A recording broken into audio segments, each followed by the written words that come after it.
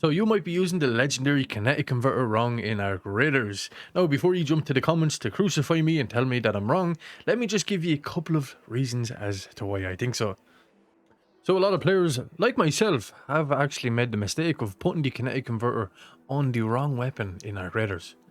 You can actually place the kinetic converter on all of these weapons that I have in my backpack. So we've got the Aphelion, Hullcracker, Patina, Bobcat, Volcano, Canto, Osprey, Renegade, Torrente, Prezio, Toro, Rattler, and also the Furrow, Stitcher, and a Kettle. You can actually put the kinetic converter on each of these weapons, but that doesn't mean that it works correctly when put on one of these weapons. I would recommend that you keep the kinetic converter away from the Furrow and also the Osprey. It also does not work too well on the likes of an Prezio or a Kettle. Now there actually is a couple of other weapons that it doesn't work on as well, and for that I've actually tested how quick we can mag dump each weapon with the kinetic converter on it. So for those of you who aren't familiar with the good old legendary kinetic converter in Arc Raiders, what this legendary attachment does is it gives you a 15% increased fire rate, but it mainly only works on fully automatic weapons. Now it actually can work on shotguns as well, but it also does hit you with a 20% increased vertical recoil and a 20% increased horizontal recoil. So let's test this out on a couple of different weapons here to see how good this thing actually is. So first off, we have the Stitcher here. It is very, very minimal. It is like 0.2 of a second, if even. It is about 0.2 of a second to mag dump the Stitcher. Now up next we have the Rattler. Once you put the kinetic converter on, it really is between 0.1 and 0.2 of a second. Like, it's barely noticeable. We're talking like one frame here. With all the fully automatic weapons, this is the result you're going to be getting. 0.1 to 0.2 of a second. Now there can be a slight error in my calculations depending on how quick I fire the weapon. When the timer starts, like, you're talking like 0.01 of a second. Like, I'm trying to be as precise as I can, but you see the outcome here. On all fully automatic weapons, it is going to be about 1 to 2 frames quicker when using the kinetic converter. So let's take a look at something like the Torrente, which does have the biggest magazine size in the game.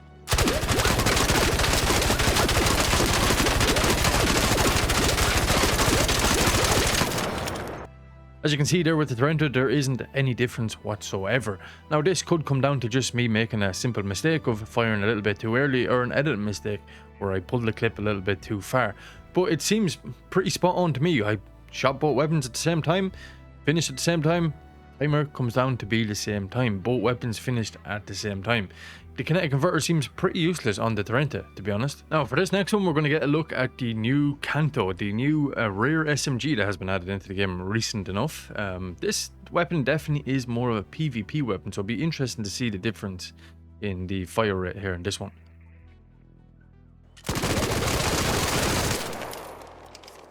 So for the Canto, it actually is barely noticeable. Now let's test out the good old Bobcat, which would be the go-to PvP weapon for many PvP players.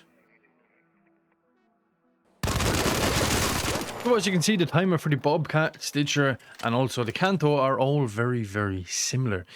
So I would definitely say it has its benefits for PvP, considering that one frame actually can be the make or break when you're in a fight. That little 0.01 or 0.02 of a second definitely can make the difference in them PvP fights. Let's take a look at some of the more PvE based weapons and see how they get on with the kinetic converter. So let's start this one off with the legendary Aphelion. So there is a slight difference here, but it could come down to just pure human error, just a mistake of me firing that a little bit too early, like the slightest bit too early. I tried to be as precise as I can. So for that extra couple of milliseconds, is it really worth it when you're bringing it in doing PvE, putting a kinetic converter on the Aphelion?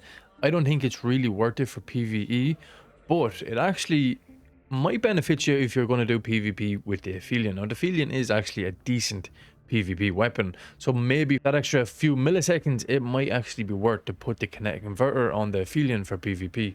So next up we have the epic Hullcracker. Let's see how this performs with the kinetic converter. So I've had so much people telling me that once the hull cracker gets the kinetic converter, that it is absolutely insane and you can notice so much of a difference with it. But I wonder, can players actually notice them couple of seconds? Like it's so minimal. Like, can your eye actually pick that up? Or is there just a little bit of a placebo effect going on here in our graders? So how this works with the hull cracker, from my testing, it looks like it just fires one launcher ammo one quicker than without the kinetic converter. So to get that one bullet quicker, is it worth it for 7k? To shoot one bullet quicker, is it worth it? In my opinion, it can be in some situations, depending on what type of loot you're going for. Especially if you're in a queen or matriarch raid and you are trying to shoot off the limbs as quick as possible to be able to get that loot. Maybe it might be somewhat beneficial to you then. Them seconds do actually make a difference. So up next we have the Rare Renegade, which is also a fantastic weapon for PvE and PvP.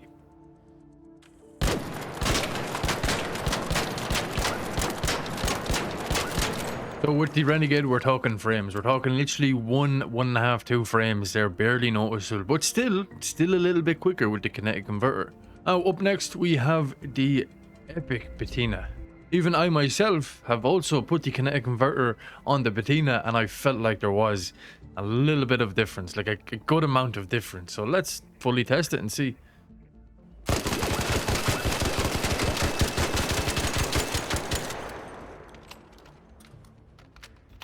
So we almost have a full second in the difference there, close enough to a full second in the difference between the patina with the kinetic converter and without the kinetic converter. So that actually probably is the best result we've had so far. So for all fully automatic weapons apart from the Torrente, it did feel like this. It felt like there was about 0.5 to 1 second in the difference when using the kinetic and when not using the kinetic.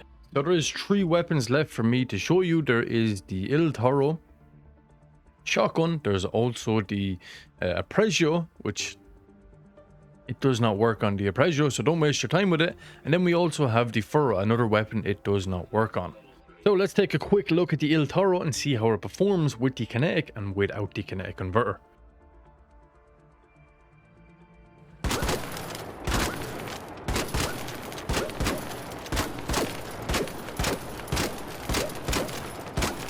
So it actually worked decently enough on the Il Toro, but the only bad thing is this gun has been nerfed into the ground and it's nowhere near as good as it used to be, but it does work somewhat decent on the Il Toro.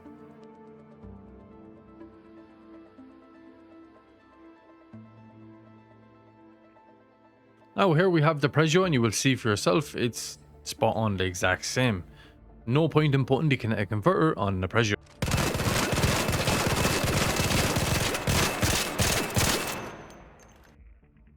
So just as I'm coming to the end of this video, I've noticed that I have indeed left out the Epic Volcano, but nonetheless we're going to test that out now with only, so let's start this one off first with the kinetic converter.